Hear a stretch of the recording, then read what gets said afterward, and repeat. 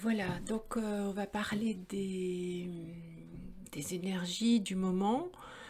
Euh, donc ce que je voulais dire, c'est que pour le moment, c'est important de se placer, de se replacer, de se positionner dans cette espèce de jungle d'informations, de, d'émotions aussi. Il y a beaucoup d'émotions comme de sentiments d'injustice, de la colère, de l'incompréhension, de la confusion. Et voilà, l'important c'est de pas être comme une girouette, d'être pris à tout vent et donc de se recentrer. C'est vraiment l'invitation de se recentrer. Je sais qu'on dit toujours les mêmes choses, mais c'est bien de... Moi-même, ça me fait du bien d'entendre toujours les confirmations et finalement les mots sont des énergies qui ramènent, alors soit ils ramènent au centre, soit bien sûr ils dispersent. Donc ça dépend si on est si on écoute des discussions mortifères, des discussions des forces de contrôle, ou alors on est plutôt dans cette réceptivité par rapport aux forces de créativité, je dirais. Parce que j'aime bien mettre côte à côte les forces de contrôle et les forces de créativité. C'est tout à fait différent. Quand on est dans les forces de contrôle, quand on est soumis, quand on les nourrit, euh, on est toujours dans la réactivité parce que les forces de contrôle, c'est ce qu'elles font. Elles réagissent chaque fois qu'il y a un problème, elles amènent une solution, mais malheureusement, ce sont des solutions euh, qui, qui enlèvent la liberté, la puissance, la créativité, justement. Et donc à côté de ça, il y a les forces de créativité où là, on se détache de notre état émotionnel. Et ça, c'est très important. C'est quelque chose que moi, personnellement, pour le moment, je découvre que cet état émotionnel, cet attachement à l'état émotionnel par rapport à une situation, par rapport à des infos, des nouvelles, des choses qui viennent à nous d'une façon ou d'une autre, ou des expériences dans notre vie, ça vient brouiller justement la juste relation, le juste rapport qu'on pourrait avoir avec ces situations problématiques dans notre vie. Donc, même si on essaie un petit peu de voir ce qui se passe, de comprendre ce qui se passe, que ce soit dans nos vies ou à l'extérieur, parce que vraiment l'un est le reflet de l'autre, euh, c'est important pas être, de pas utiliser des filtres émotionnels. Et c'est un exercice très intéressant. Alors comment on peut faire? C'est toujours la même chose, c'est d'abord le voir. Parce que quand on le voit, on prend de la distance et on n'est plus ce mécanisme d'émotion, ce mécanisme on a l'habitude de réagir à travers des émotions. Et quand on le voit, on peut s'en détacher et du coup, on peut se repositionner. J'insiste beaucoup sur ce positionnement, ce déplacement, puisque tout n'est que rapport à la situation.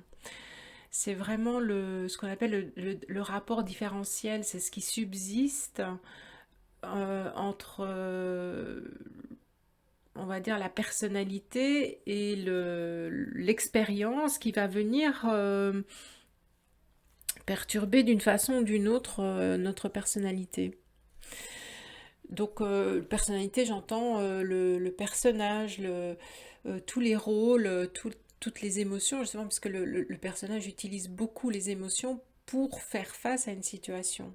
Et on peut vraiment prendre ce recul et voir que on n'est pas ce personnage, on n'est pas toutes ces émotions qui nous sont suscitées, hein, qui nous sont euh,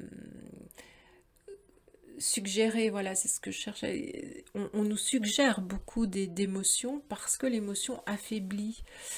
Euh, Quand je suis dans la colère, dans la tristesse, je descends en fréquence et donc je ne suis plus dans ma créativité, je suis plus dans ma force et je ne suis plus dans ma puissance pour créer autre chose et pour voir que l'expérience va m'aider à me renforcer, sera comme un levier qui va m'aider à résoudre en quelque sorte quelque chose qui, comme un programme en moi, puisque euh, on a toujours les mêmes comportements, les mêmes réactions.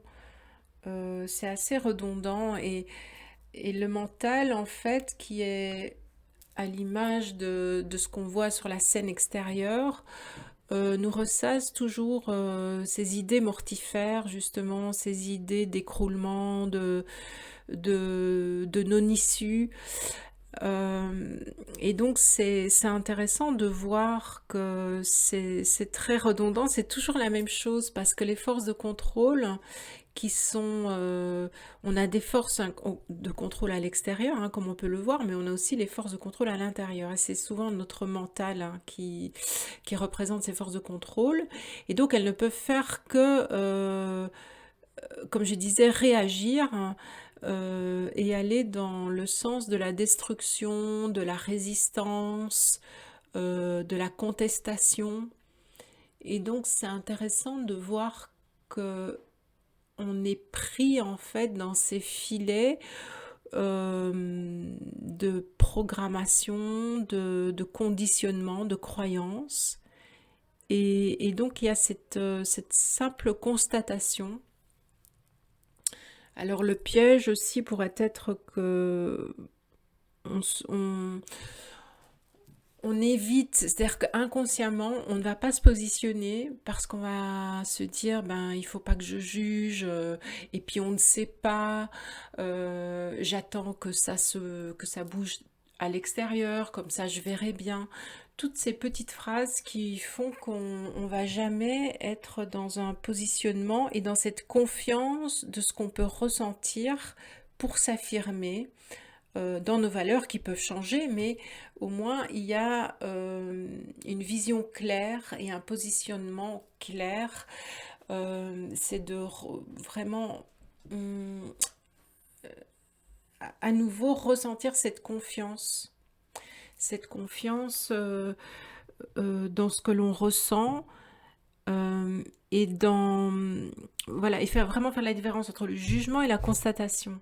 Si je constate quelque chose qui est de basse fréquence, de basse énergie, c'est-à-dire que ça dessert la vie, que ça va plutôt dans le sens de la destruction ou du contrôle, je peux tout à fait le constater et c'est pas pour ça que je juge. Le jugement serait plutôt de la jalousie ou vouloir se venger ou vouloir punir. Vous voyez, il y a un sentiment de réactif à nouveau. Et là, on est plutôt dans le jugement. Mais la constatation est importante pour le moment parce qu'on nous montre des choses.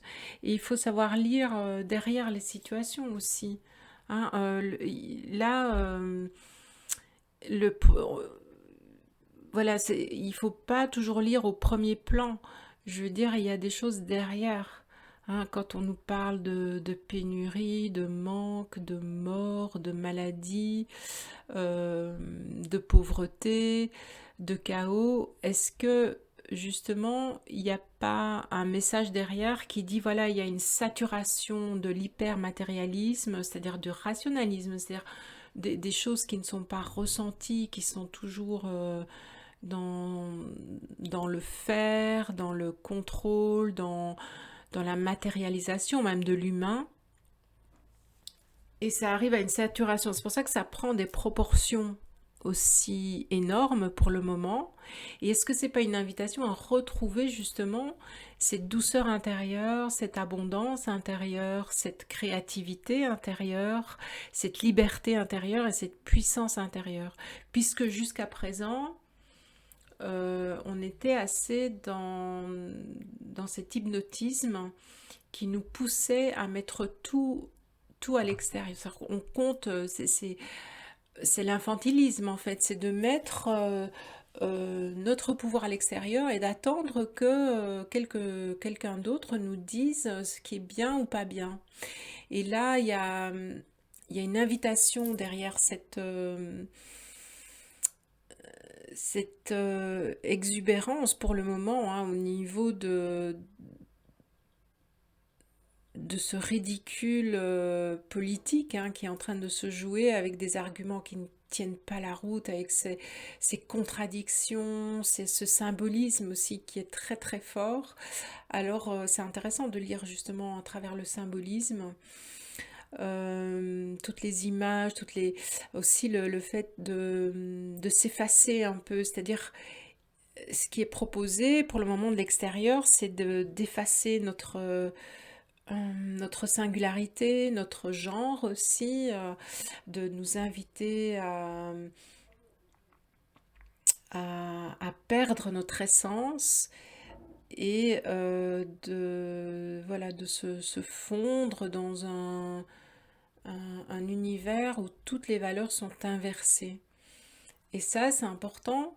Alors, ce serait quoi le message derrière? C'est de retrouver, de se remettre à l'endroit, c'est-à-dire de reconsidérer nos pratiques, nos pratiques, c'est-à-dire nos comportements, nos réactions, nos façons de vivre en fait, hein, que ce soit dans tous les domaines, familial, privé, dans le couple, au travail. Est-ce que on est fidèle à des valeurs qu'on nous-mêmes on a reconsidérées, ou est-ce qu'on est encore toujours dans cet automatisme? Donc voilà, derrière cette espèce d'effacement qu'on nous propose, la pensée unique, l'inversion des valeurs, est-ce que je peux euh, voilà, avoir l'élan du cœur de remettre les choses à l'endroit, à l'intérieur? C'est vraiment très important de ne pas séparer le corps de l'esprit et de voir que ce qu'on appelle le corps physique, c'est une densité plus lourde, plus lente de l'énergie. Et que c'est vraiment dans l'énergie que je vais changer la matière. C'est-à-dire que si je redeviens consciente d'être de l'énergie, d'être dans mon pouvoir créateur, je vais pouvoir modifier la matière. C'est-à-dire que je vais plus attirer le même genre de manifestation.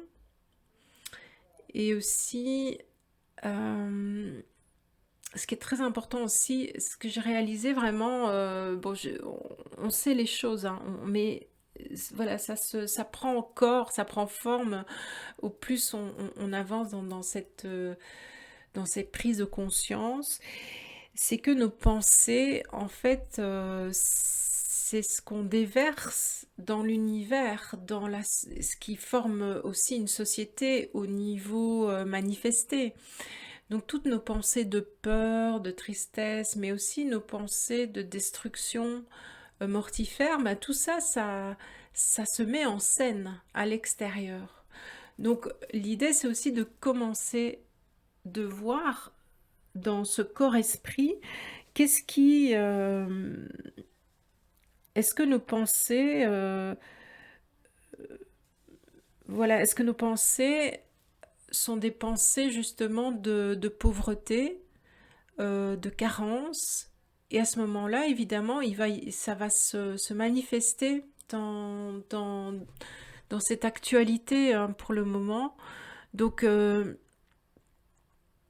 reprendre conscience que notre esprit, notre façon de se comporter envers les événements, c'est-à-dire ne plus se cacher derrière la matière et d'être vraiment très très honnête, de plus en plus honnête avec nous-mêmes et, et de retrouver en fait ce centre, centre dans le sens où on peut être au-delà de la dualité.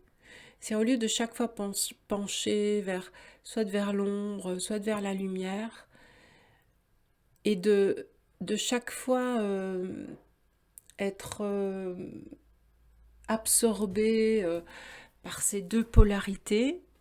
Hein, tantôt je vais bien, tantôt je vais pas bien, tantôt je vois la noirceur du monde, tantôt je vois la lumière du monde. Euh, Aller au-delà, c'est-à-dire d'être au-dessus de cette dualité, de ne prendre parti ni pour l'un ni pour l'autre. Et là, on revient justement à ces émotions. Parce que dès que je vais pencher vers la noirceur, ben, je vais sentir de l'injustice, de la colère, de la tristesse. Puis un autre jour, ben, je vais ressentir de l'espoir, de la lumière. Donc je vais être plutôt optimiste, contente, joyeuse. Et ça va chaque fois osciller comme ça d'un mouvement à l'autre.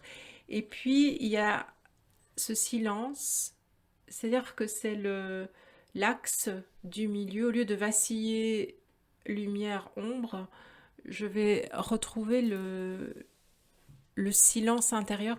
C'est vraiment ce que j'appelle le centrage. Mais c'est pas quelque chose d'ésotérique, c'est vraiment de, de prendre conscience, encore une fois, qu'il n'y a ni bien ni mal, ni vrai ni faux, ni ombre ni lumière, qu'il y a un point de centrage. Mais ce point de centrage, c'est pas je quitte ce monde où je m'en fous de tout, je nie tout ce qui se passe. C'est à partir de ce point de centrage que je peux voir, puisque je suis dans la forme, je me suis incarnée, que je peux voir ce jeu de polarité, ce jeu qui m'aide justement à me recentrer et de voir aussi ce qui dessert la vie et ce qui sert la vie, ce qui est de haute fréquence, de basse fréquence. C'est un jeu de fréquence, mais voilà, à partir de ce centre, je peux constater ce jeu de la forme duquel je fais partie et qui ne m'empêche pas de vivre justement ces expériences polarisées, mais il y a un point en moi, il y a un point de conscience en moi qui voit avec les yeux de l'aigle, c'est-à-dire qui ne prend plus parti, qui ne se laisse plus, qui ne s'identifie plus à ses émotions. Et c'est un travail, enfin pour moi personnellement, je suis quand même très empathique, c'est-à-dire je capte beaucoup de sensations, on va dire. Et donc c'est vrai que c'est pas évident de plus rentrer dans le piège des émotions parce que on nous a dit aussi bah, il faut écouter les émotions, euh, il faut pas les nier, mais est-ce qu'on peut prendre, on peut voir ce jeu des émotions qui fait partie de la personnalité. Et donc on peut aller dans notre être, dans quelque chose de moins dense, euh, et voilà, qui peut accueillir ce jeu d'émotions et de polarité sans spécialement s'identifier et se laisser balancer chaque fois quand il y a des émotions. Donc c'est vraiment intéressant et c'est ce qu'on appelle aussi la divine indifférence. Alors c'est pas de l'indifférence, encore une fois, je m'en fous et je suis perchée comme ça, je suis sûre de ne pas souffrir avec les histoires de ce monde matériel. C'est pas ça du tout, c'est justement ce non-jugement tout en étant concerné, tout en étant concerné, c'est peut-être pas le bon mot, tout en étant, en faisant partie de ce monde et en faisant l'expérience de la polarité. Ça n'empêche pas. Et de voir comment le mouvement humanitaire, pour le moment, euh, qui est quand même très particulier, c'est-à-dire il y a le monde des mensonges qui se fait voir, mais très progressivement. Hein, c'est par petites gouttes parce que je pense que si vraiment ça se dévoilait tout d'un coup, je pense qu'on résisterait pas, hein. On serait trop choqué, on serait trop réveillé brutalement. Donc ça se passe presque du goutte à goutte, vraiment très progressivement.